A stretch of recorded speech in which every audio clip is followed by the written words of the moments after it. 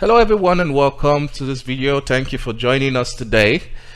This video will be quite different from the typical video on this channel. This is going to be more of a visual documentation of a particular tool I created, and that tool is called HAIRBRICK. So if you're a recurring viewer of this channel, you should have seen one or two videos about it. So a couple of things we'll be trying to achieve today. Number one is to basically provide a visual documentation for every single tool for the HAIRBRICK add-on. Number two, kind of put out there that a new release for the HAIRBRICK is out now on the version 3.0. It has been out for a while, but we made a lot of changes, and today I updated the most recent version. So every copy you have is old already. So if you already purchased it, please update your HAIRBRICK add-on, uninstall the previous one and install this new one. It comes with a lot of visual changes and a lot of just technical new features and everything. You're going to really love this new update. Okay, so let's get started. The goal today, like I said, will be visual documentation and then the new update. And yeah, basically I'll be answering your questions. And that said, let's begin. So we'll start with, once you go to your download page, you're going to see two different files. The first one is the HAIRBRICK for 4.1 and the second is HAIRBRICK for 4.0.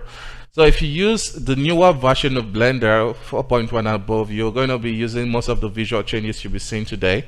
And it's the most feature updated one out of the two because we keep moving forward. But if you use 4.1, you get a stable version of it, and all the features and modifiers are up to date.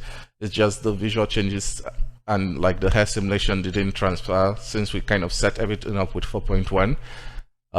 Yeah, so you can always try it out and see what works for you, but that's kind of the basic guideline for downloading each of the blend files. So once you've downloaded it here in Blender, we can go to Edit. We go to User Preference, and we are going to click Add-on Install. So we go you go to where you have yours downloaded. Mine is here in the compressed. So we just click on that, and we have this add-on. So it's a quick install. Once you click on this checkbox, you're going to get a user preference. So let's go over what this means. So you first, the first input is for your user library directory. So this basically means where you are going to save all your presets that you will be generating from HAIRBRICK. I have a folder called HAIRBRICK here in my documents where I save mine, so that's where I'm just going to put it. So we also have the window size of the modifiers, the modifier column count. So what that looks like is if we add a simple icosphere, scale this down slightly, and here in the HAIRBRICK we'll add just a simple hair. So for this user library, if we set the window size to like 900 and set the column count to 3, you can see we have 3. We'll do that again. You can see the difference in how it looks. So depending on what you're comfortable with and your PC style, you can customize it. Okay, so you also have show modifier utilities by default. If you want this to be always open, you can have it set here in the preference. And so close modifier window on apply. So these are all user preferences you can use to make your life easy. So I like this turned off by default, and I will set this to 700, not 400. 704. Okay, so let's get started with the user interface. Looking at it is we could just actually just skim through it, so you can see all the new updates visually. Everything is now more organized and collapsed, less cluttered, more spacious. And there are a lot of life improvement overall. So to get started, there are a couple of things I want us to bear in mind before we really get into the add-on. because it's just like a principle behind working with the new geometry node hair itself. The main rule is, we can look at this if we compare it to the previous hair system. So let's say we have a mesh, and in the UV map we remove this UV map for this icosphere. So the old system will allow us to add a hair without a UV map, but with this new system we can go to add curve, add empty hair. It's going to add that hair, and we can switch to sculpt mode, and in the tool we can grab density. So when we try to draw on it, you would get this message: we have no UV map, and so it has nothing to attach the curve onto. So this is a principle way in working with the geometry node hair. So that's why this is one of the major questions or major answers I have been having to give a lot of people. So geometry node needs a mesh with good UVs for it to work appropriately, and even HAIRBRICK as an add-on, it's still constrained to the some of the limitation or at least features of geometry node which requires UV, and even tools like XGen require UV. So it's pretty typical for quite advanced grooming tool to require UVs. So that's one thing you need to bear in mind. Number two is, if once you create your UV, as much as HAIRBRICK offers you a lot of good management system, it's important to know that some modifiers and tools will still require custom UV name. It would be awesome if we could like apply a very scalable approach in where all the UV names are automatically recognized with geometry node modifiers and tools. But currently there's no scalable way to kind of automate that process. So that's why you need to take note of your UV name and apply it when it's necessary. This is another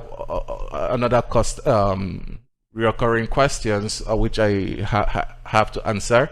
So I hope this kind of settles that you bear in mind you need UVs, and you need to kind of watch out for the name and make sure it matches. For you're not gonna probably need it for every single case, but for some scenarios, if something's not working, then that's probably the issue. With it, HAIRBRICK on its own will work every given time nicely. It's just the typical issues: no UV and not getting the correct UV name. So that said, the way you add hairs in HAIRBRICK is quite basically the same way you add it with Blender. So you click on add, and it creates a new hair. So the add button adds a new hair, and this hair it adds is your typical add hair, the one you kind of add. Yeah, so it's not kind of doing something Blender cannot do. You can just add your hair. The only difference, it makes it easy for you to kind of work with the geometry node system like I mentioned. So the add adds hair, the remove removes hair, and then we have some general setting for all the items in on this kind of table UI. It can enable viewport, disable selectability, and render view. The way you groom in HAIRBRICK, we have two major ways. So the first one is you could just click on this comb icon, go into the sculpt mode, and you can grab the density brush and just draw out your hair. The second way is you can generate it through this method. So right now you might experience this sometimes when you bring in your character, you scale it up, you rotate it, and when you add a hair, you can see you might get something like this. How to fix it is as easy as selecting your object, go to apply, rotation, and scale. So once you apply that, all the information will be updated to Blender, and then everything will work as expected. So like I said, it's important you take note of the name. So the surface UV map for this generation modifier is set to the usual name for UV maps in Blender. But for this particular character, we can see that the UV here is called diffuse UV. I could either change the name to UV map so that it can work for everything automatically, or I can just copy this UV map and paste it here. Okay, and why I did this now is because I can come to the image mask section, create a new texture, and call this head mask. I will set the resolution.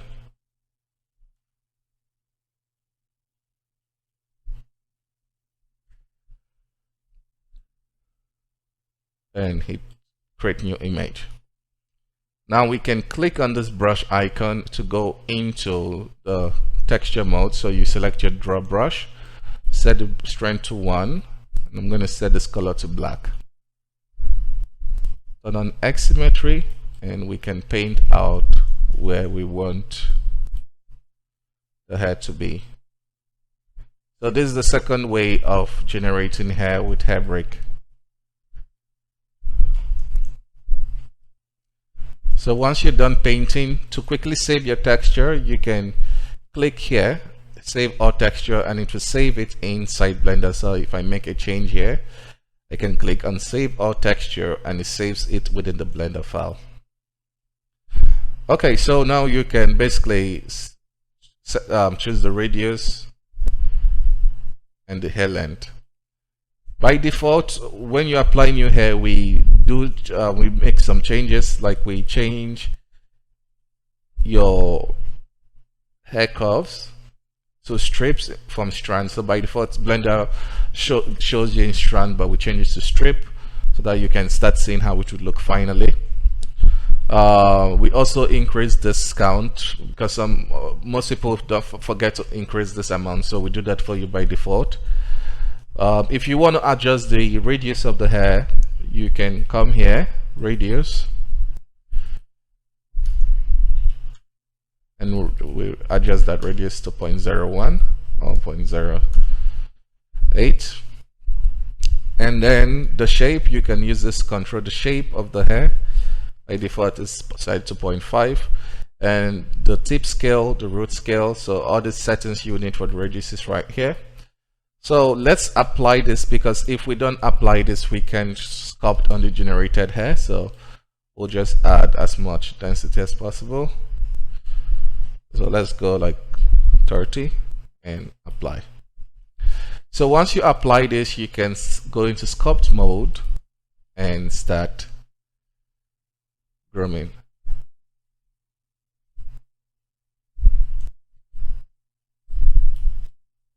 So this is the second way of generating hair with HAIRBRICK. So it's quite intuitive and fast compared to like doing it with how the vanilla Blender will need you to do, especially if you need to apply like texture mask and everything. You would have to at least understand some form of geometry node, and it takes away the artistic process and fun of it. Okay. So you also have access to changing the color, and this doesn't just change the viewport color, it also changes the material color. So we can adjust the color from here. That is something dark brown or something like this. Okay, so let's look at more features. The next feature is duplicate. If you click on the duplicate, you will notice we have 3 different operations you can run with the duplicate. So the first is just your typical duplication. You duplicate and it duplicates the mesh as you expect. So select that. It duplicates it this way. So that's the first way. The second way you could duplicate is duplicate but link data. So if we duplicate like this, now if we get this and make any changes here, it's gonna propagate to the other one. So we're gonna be keeping, that's the link data version of the duplicate. So we'll remove this and make sure we remove the second user. It's on model.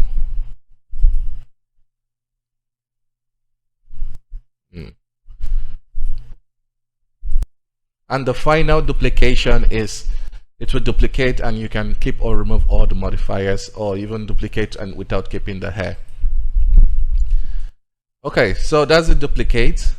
The next one is join hair. So this join hair feature is great for if you want to kind of keep your scene organized. So let's say you're working with your hair and you want to quickly add a new hair system, and let's say we use the density, so this is too long, or better still, we could duplicate this.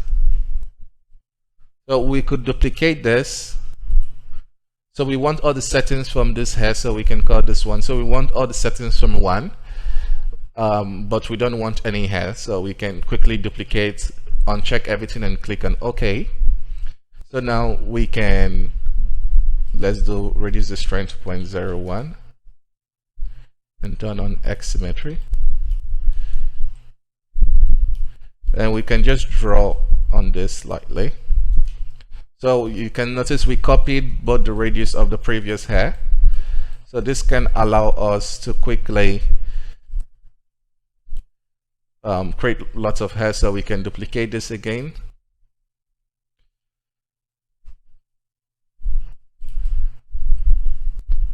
While maintaining all the settings.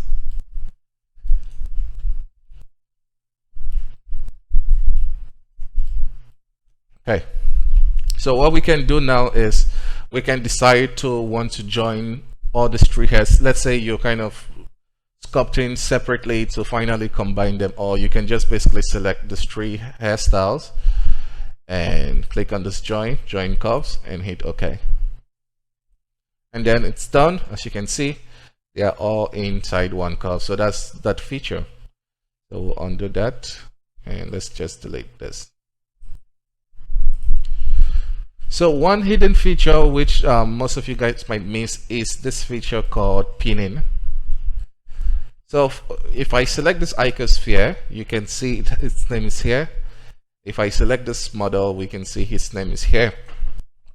And we also keep track of the amount of hair particles, so if you need that information, is there. What the spinning does is it's kind of freezes the UI to remain for one particular object. So for any reason you want to kind of pin a particular setting for a character, you have this feature here to pin that. So that means if you select any other object, any changes or modification you do here is going to affect this character and not this. So if I want to add a new hair system for this sphere, I just need to unpin that and make sure the icosphere is the one here, and then we can generate hair.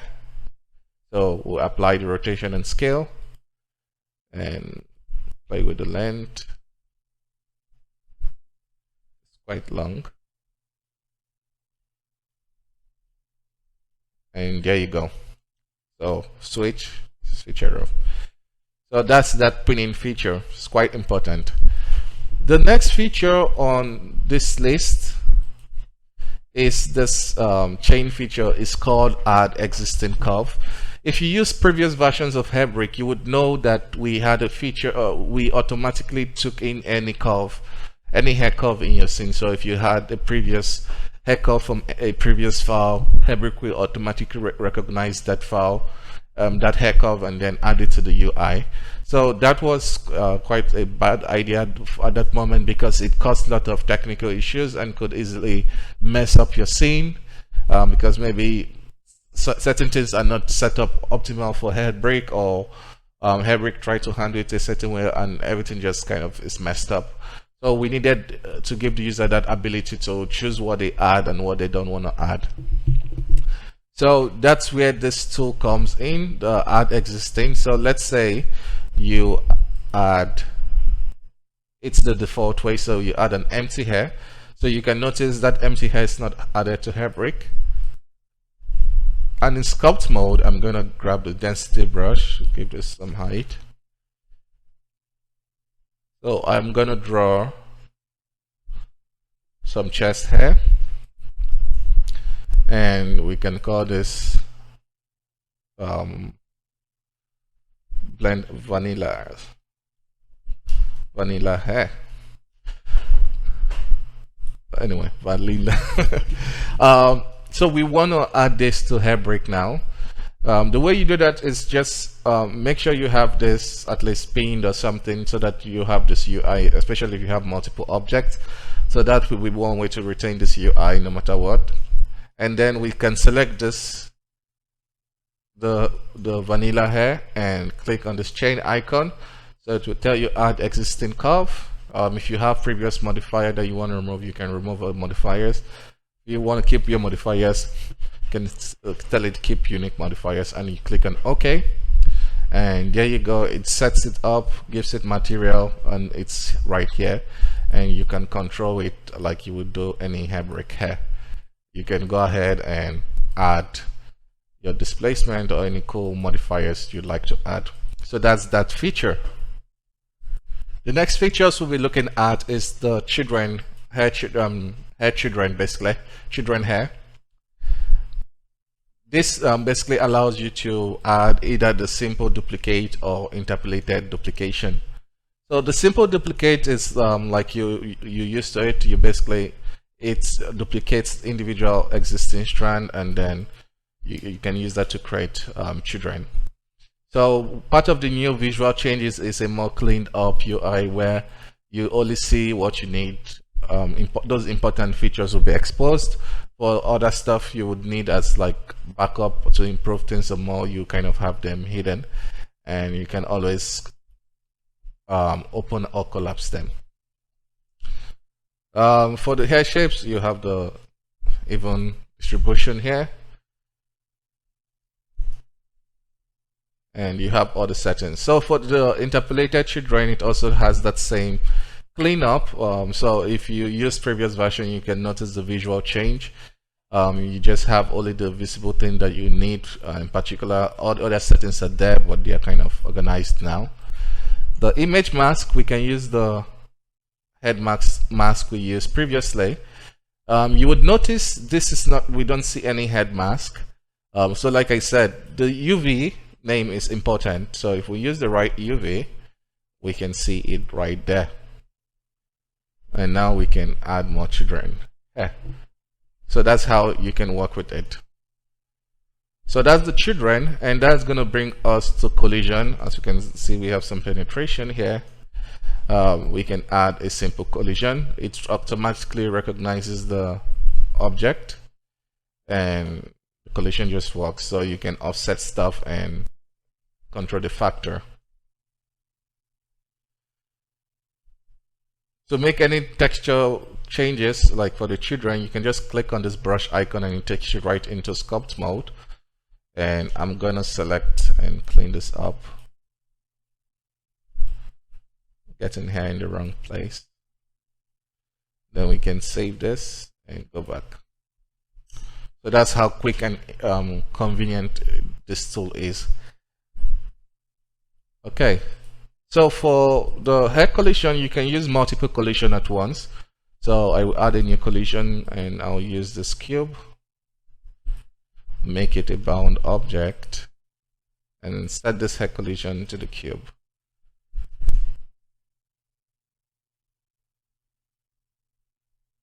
Turn it off a bit, so I can move it. I'll apply the rotation and scale. Let's do that again.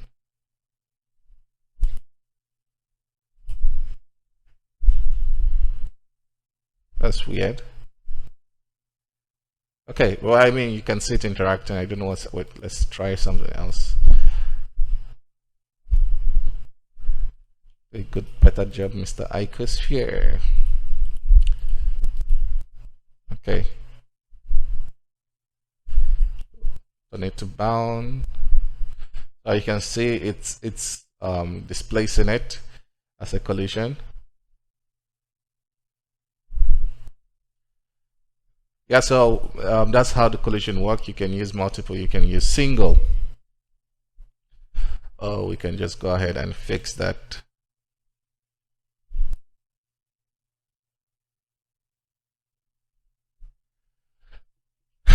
Okay, so the next interface feature is the hair simulation. So this is a new feature.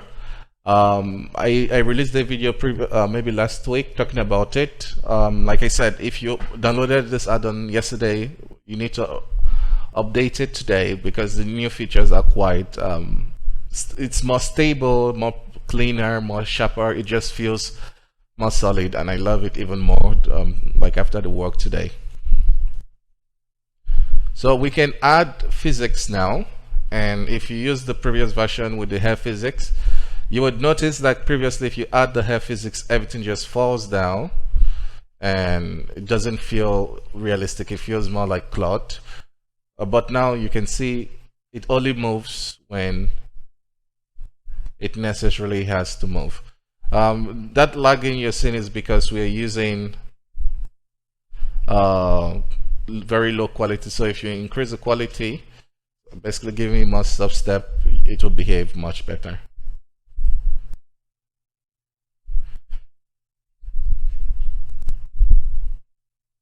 So the way this works is basically it uses cloth modifier. I actually released a tutorial of how everything was set up, but obviously this is a more advanced one. It uses cloth modifier to drive the hair object.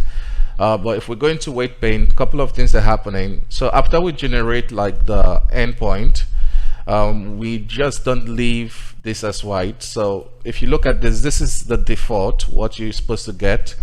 And this is what was making it feel like cloth, because there was no like, the pinning was just at the root, but we needed to add some more pinning for the rest so that it kind of retains some of its volume, because the default cloth setting was not doing a very good job. And this works greatly because it now makes the hair act and behave like hair, while giving you more control to kind of make any necessary changes if you really have to. So this is a pin group that is basically controlling the cloth, and you can adjust it. Maybe you can paint certain regions blue, basically removing the weight paint if you necessarily need that. Also, we created copies that you can use. Let's say you want to get information about the root. This is one way. We kept that copy for you, so if you need to recreate it again yourself, you always have that option. Okay, so once you're done, you click on the weight paint and you're back. If you want the head to be more, to move more, you can adjust the pin stiffness. So if you set this to 0.5 or 0.2, you will notice it's losing its grip slightly. If we even set this 0.0, it loses its grip even more. So you can use the pin stiffness to control that. You can also use the mass. So if we set this to 10, becomes more, it loses its form even some more and falls down. So this looks good, and we can have a very nice looking hair that simulates nicely.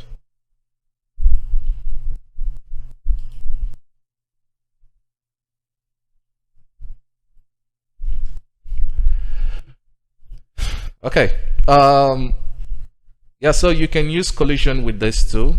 So you can enable collision, change the collision quality, and all of this you can either have. So let's add like a simple icosphere object. Apply the rotation and scale. I'm gonna add a collision. I'm gonna set the thickness to the lowest value and reduce the friction mildly.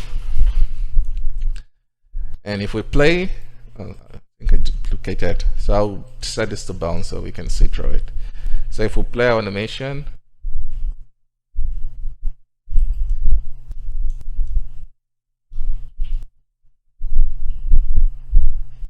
we'll increase the, okay, so as you can see, as we increase the thickness, maybe 0.03 appropriate. So you can have actual collision on your hair.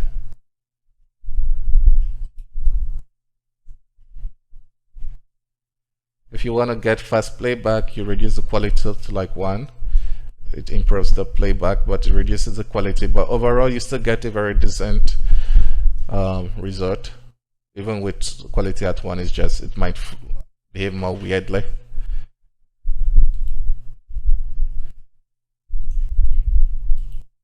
Anyway, so that's that.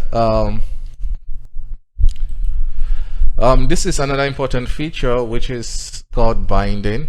So I will just do the demo because it's actually very important.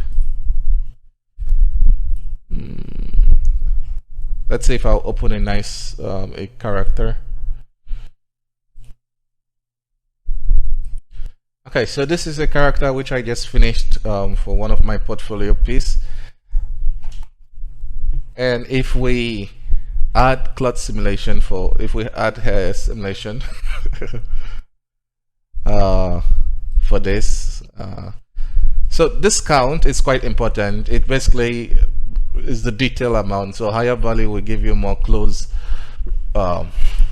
tightness with. So I'll just show you. If I set this to like 2, hit OK, we can see we lose the form of the hair. So if we disable it,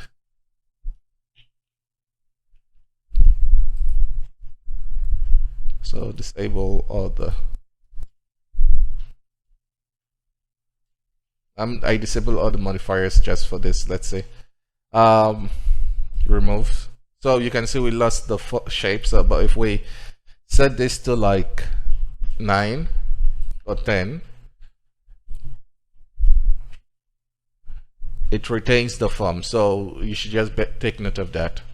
Anyway, so we have our hair modifier now, and we have it connected. But if we try to animate the head, you would see that the hair is not following, even though we have like a surface deform modifier. But with the surface deform modifier, you will notice it's turned off because now what's deforming the hair is a different mesh which is hidden. I will show you. So body, head. So with the head, you can see the head physics mesh. So this is the mesh that's deforming it. So we could actually add like a shape key here.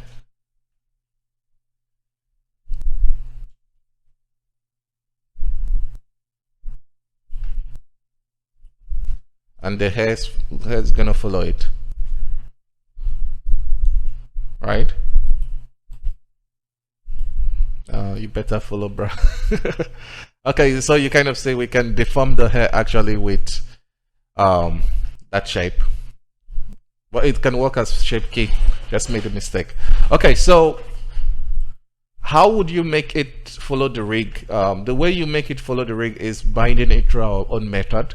So if you go down in the utilities, you can see the bind feature. So you want to select this body as the target, and make sure you check on deformable target whenever you have a rig. Well, if you just want to parent it to, if you want to parent this physics to a particular object, you can uncheck deformation. But if you want it to kind of bind to a surface, then you make sure you have this deformation checked. So once you have that, just click on bind. It's a quick process, and it's going to bind your character, bind it to the head. And now we can rotate this, and you can see it works. So that's how you can animate with the simulation. So, but if you remove it, everything goes back to default. The surface deform will take control of everything now. So we can play this animation, and if we increase the mass to like 10, so it falls. Maybe 1.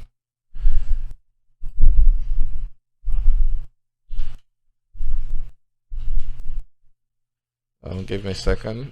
Sure, everything is as it should. Okay. So playing with the paint stiffness, you can kind of play with how much you want it to move. And if we improve or increase the quality, it will retain its shape even more. So 7 is quite high, so let's go 3.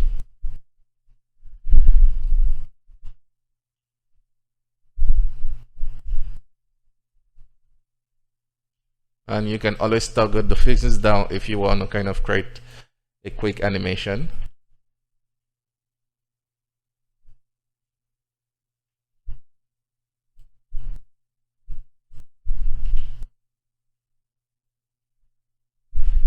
So we can bake this Please don't crash. Recently, Blender has been crashing when I try to bake things.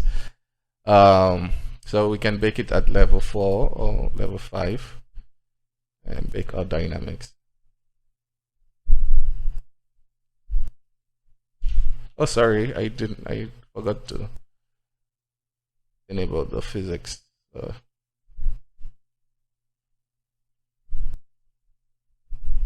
Okay, now it's taking its time.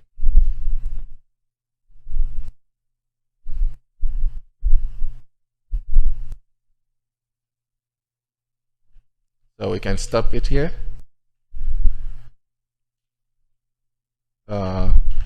Wait, I'll double check.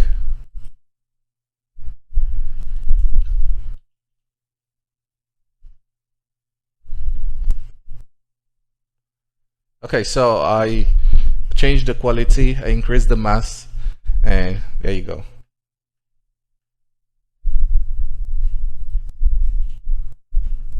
So if you want certain parts to kind of have more motion, what you can do is you can probably select the hair you want and set the weight to 0 and just paint maybe the top so that you get some kind of flyaway hair. It's gonna be probably crazy. So we can try to bake that again.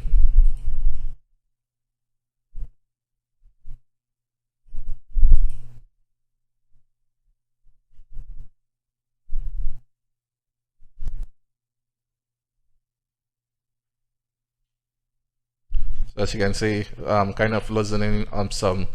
We give it more character, so it offers you a lot of control to kind of get things to work.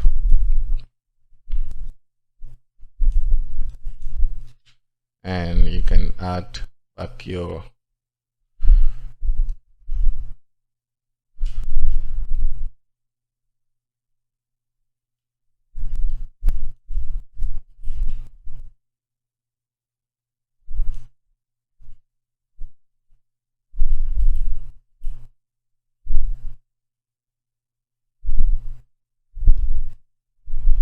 okay, so that's it. Let's move on to the next features. So that's that for the main interface. Now we come into here. Like this will control all the items on this table list. But if you click here, you see more options. So we have a couple of new features, especially this one. So let's say you create like a separate hair. We uncheck the spin, and we generate hair quickly. So we add, let's say, like a coily hair and then a flyaway hair. So this is also a new modifier. It's quite different from the previous one. This one is more accurate to what a flyaway hair would do.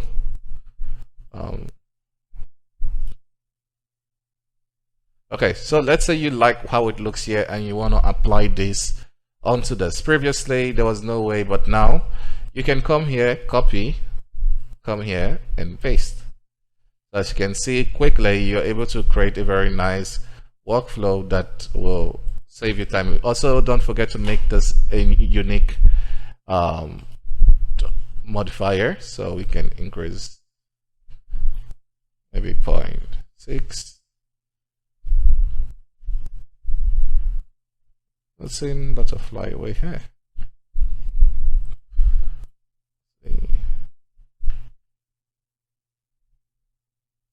Okay, so it was not working. If we paste that again, the flyaway hair was not working because of the UV map, which I forgot. So yeah, it could be a pain in the rear end, but yeah, it's necessary that you have that here. And now it should work.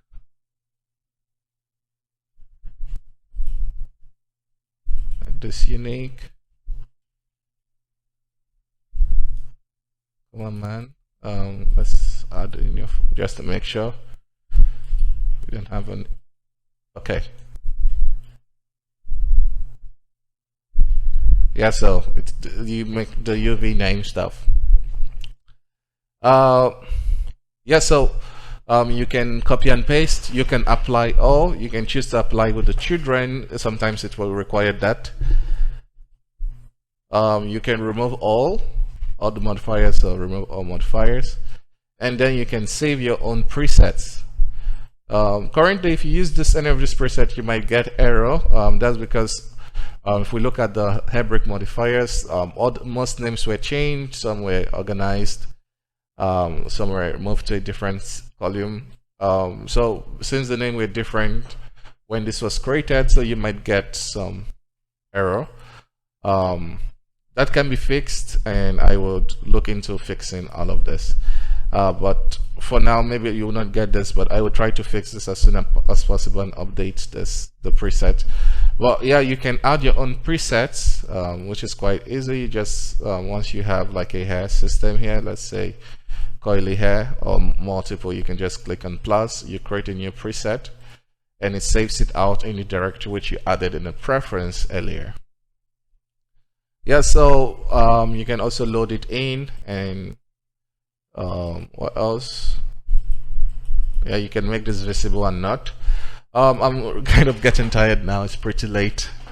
I'll be probably calling it for this particular video. I would have loved to kind of go through all the single modifiers. I think that will be for like a part 2.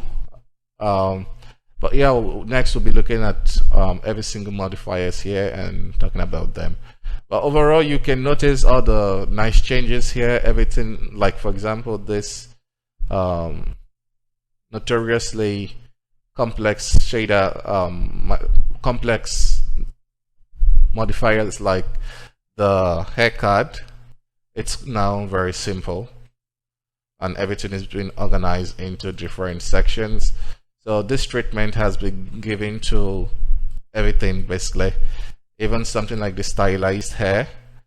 Now, before we had 2 custom and default. Now you just have 1, so we can reduce this resolution a bit, maybe like 4. Now you have just 1 to turn a hair into a stylized hair.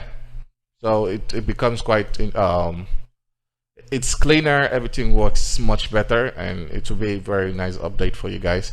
So I hope you enjoyed this video. If you wish to see more, please don't forget to subscribe. That will be it for now. So bye bye, talk to you soon, and have a wonderful Holy Week. Bye bye.